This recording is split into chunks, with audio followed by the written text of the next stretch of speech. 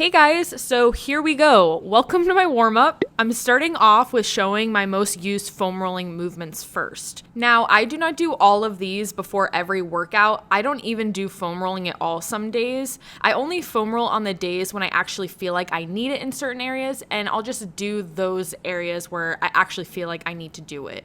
Now, I train pretty intensely 5 to 6 days a week, so I usually start to incorporate it more towards the mid-end range of my training week when all the training really starts to catch up with me and my body and I may be feeling tight or knots in certain areas. That's usually when the foam rolling kicks in. Now, as far as how I do it, what you want to do is roll back and forth on the targeted area. And if you roll over a knot and it gives that just lovely stinging, stabbing sensation, then you want to stop and hold pressure on that spot for 30 or so seconds to help relieve the tension. Yes, it hurts, but you feel so much better afterwards. And sometimes I'll even do a second or third pass through just to really make sure that I got that knot good. Now, sometimes I won't have any knots at all and the whole area just kind of feels tight. So just a good foam roll for 1 to 2 minutes on that area and I'm good to go. Now, this is just a quick pre-training foam rolling explanation on what I do,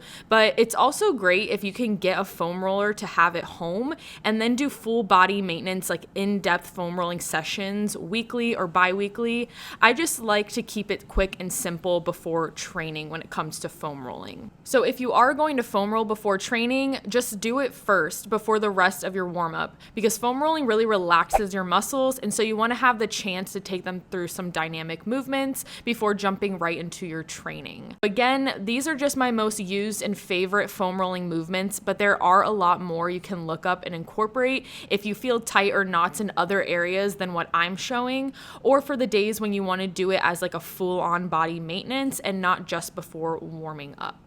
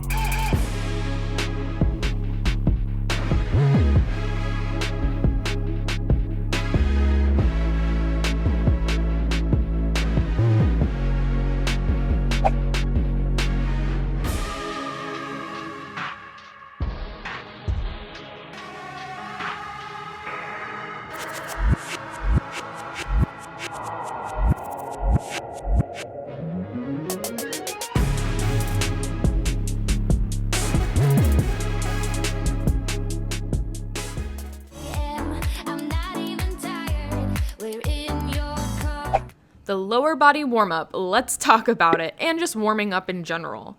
Now, here is an example of my lower body warm-up. This is the main chunk of my warm-up, but I will add in or switch up things if I feel certain areas need specific addressing to, and this also goes for my upper body. Now, another thing about my warm-up and what you guys are seeing is that it's catered to me and what my body needs and also how I train. So of course, any of you guys can do this warm-up, but if I'm over here making sure to address A, B, and C with my warm-up and your body needs more attention to X, Y, Z, you're kind of missing the best parts about warming up your body before training, and so that's just something to keep in mind. So depending how you train and what your body situation is with mobility, injuries, imbalances, etc., you may only need a handful of basics and you're good. Or you may need something more in depth. So I really encourage you to take some time to really just think about what your body needs and what can help improve your training, and just do some quick Google searches to experiment with different warm-up techniques and movements that's just really going to help you feel as good as possible during your training sessions. Now, my lower body warm-up you're seeing here only takes me about 10 minutes to get through the whole thing, and then I'd say more so 5-ish for my upper body, then maybe tack on another 2 to 5 minutes for any foam rolling if I do it. I also like to do a 5-minute treadmill walk to get me started before my warm-ups, but lately I've been doing this by going for a walk with my dogs right before I leave to go to the gym, so I can just jump right into my main warm-up. So if you roll out of bed or you sit at school or an office job all day and then you immediately get in the car and go right to the gym, then I'd really suggest the treadmill walk first, just to wake your body up, get things moving, and also just get your head in the zone for training. As you guys are watching me go through my warm-up here, you'll notice that the reps are very low and it's only one set of everything, as this is just a warm-up, not a workout. I'm trying to get my body warm and mobile, but not fatigued. I'm also showing you all the exact order I do my warm-up. It kind of flows with my body, and as things start to warm up, I get further and further into more tense dynamic movements. And side note, what you guys are seeing right here is my favorite warm-up movement. It's so fun to do, and it also feels so good on your lower back. This one is definitely my favorite.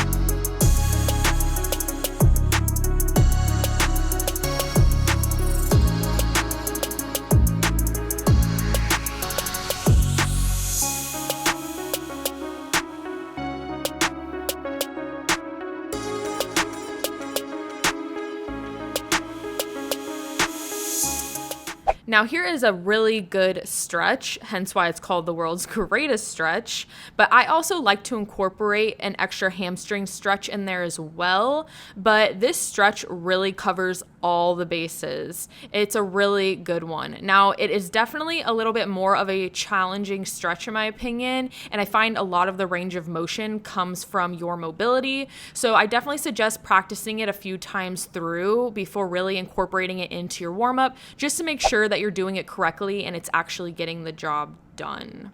And that's going to lead us into the last part of this lower body warm-up, which is a great example of me addressing an issue that you may not have nor need to do. So I have tight ankles, primarily a right tight ankle, so I need to incorporate some ankle mobility stretching prior to training, especially before things like heavy squatting. There are a few different ones I like to do for my ankles, but I'm just showing you guys the basic one because I know not everyone needs this. And then here you can also see that you can incorporate a weight hold on top to really challenge your ankle with this drill.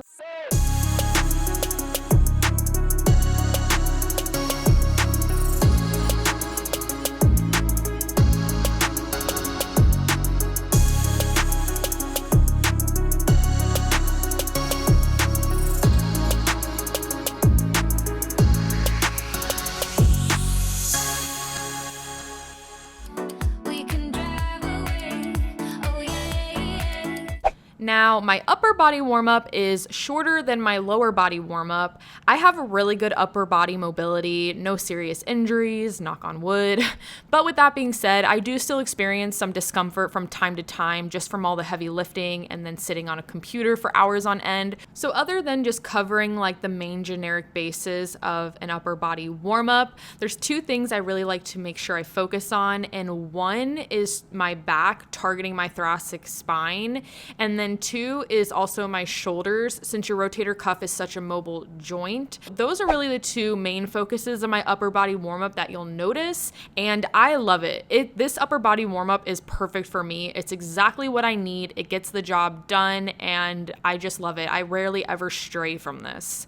So I should also note, for anyone who is new here or you're not aware of my split, I train targeted muscle groups on different days. So I only do my upper warm-up on upper body days and then the same for lower. Like, I don't do all of this on one day. That would be a lot. So that's another reason why your warm-up should be designed for how you train.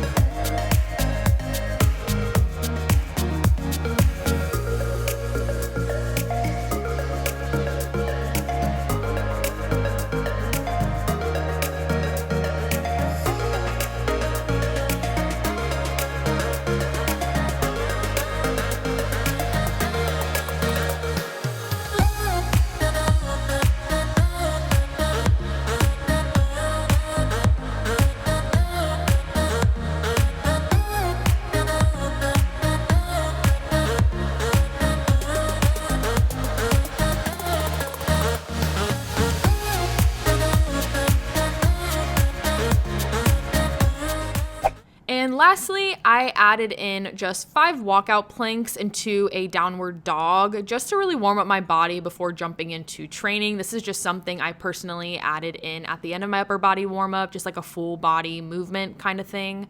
But other than that, I will always do some warm up sets before getting into my working sets for my first exercise of each of my training sessions. And that is it for how I warm up. Really hope you guys enjoyed this video and seeing my warm up. I know a lot of you have been asking for it for a while now, so there it is, my foam rolling favorites, my upper body warm up, my lower body warm up. I hope you guys were able to pick up some things from it or maybe find some movement to try out, or if this seemed like the perfect warm ups for you, that's awesome. Other than that, make sure to give this video a thumbs up, subscribe if you haven't already, and I will see you all in the next one. Bye guys.